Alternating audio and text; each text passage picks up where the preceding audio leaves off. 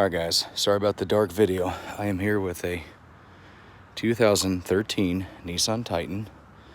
This is the latch, side latch on the tailgate. Right here, right there, it's jammed. Where your tailgate won't work. It gets loose because the spring falls out. So you gotta take this off, unjam it, and then start procedure. Anyway, so there's no videos that I could find on this. So here's a replacement latch from 1.8 Auto, and it only says it's a 2004 to 2012 fit, but it fits this one just fine. This is a 13 because these went all the way to 15.